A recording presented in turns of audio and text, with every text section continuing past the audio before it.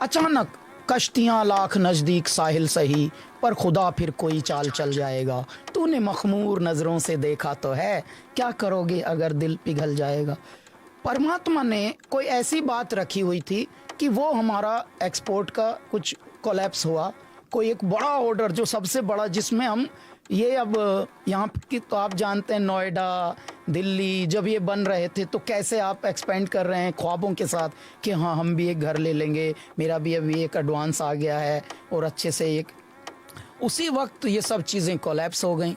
That was the turning point of my life. फिर मैं क्योंकि जब ऋषिकेश गया और अब मैं पंडित बनने गया हूँ, लेकिन मेरे साथी जो हैं, मेरे जो सहपाठी हैं, यानी आपके साथ में कक्षा में पढ़ने वाले, वो तो स्मिता हैं 15-16 साल के, आप 20-22 साल के, तो वो जो एक मैच्योरिटी, वो जो विचारों का एक ये है, वो कहीं ना कहीं कौंधता सा है। हाँ। आप सोच रहे हैं यार मैं कहाँ आ गया हूँ, God I think I am misfit, what ever I am doing I am Fehling. तो मैंने सुसाइड अटेम्प्ट किया, मैं गंगा में चला गया एक बार, तो मैंने कूद जंप कर दिया।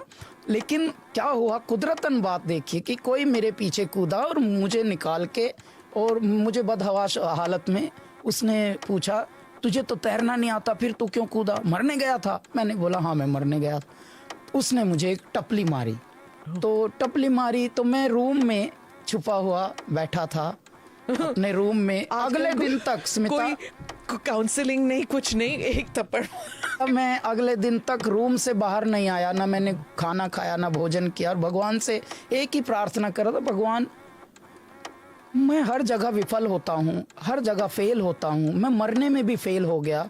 परमात्मा आप क्या चाहते हो मुझसे, मुझे क्यों पैदा किया। मैं वहाँ गंगा आरती से पहले जब तक लोग इकट्ठे हुए, सेटल हुए, बैठे, मैं गाता था। वहाँ पर एक स्वामी जी थे, स्वामी परिपूर्णानंद जी, अभी वो संपूर्ण हो गए हैं। स्वामी परिपूर्णानंद ने एक दिन हमको बुलाया कि बेटे तुम पास में आओ मेरे, बेटे तुम वही बच्चा हो ना जो गाता है शाम को। कहा जी गुरु जी, तो तुम क्या करना चाहते हो, क्यों उदास रहते हो, तुमको मैंने कभी मुस्कुराते हुए कम देखा है बेटा, तो तुम क्या करना चाहते हो। मैंने बोला मैं मूलतः स्वामी जी मरना चाहता हूँ, क्योंकि कर तो मैंने सब कुछ लिया है शायद, कि ठीक है तुमको मैं मरने का एक सूत्र देता हूँ, तुमको मरने का सूत्र सीखना है।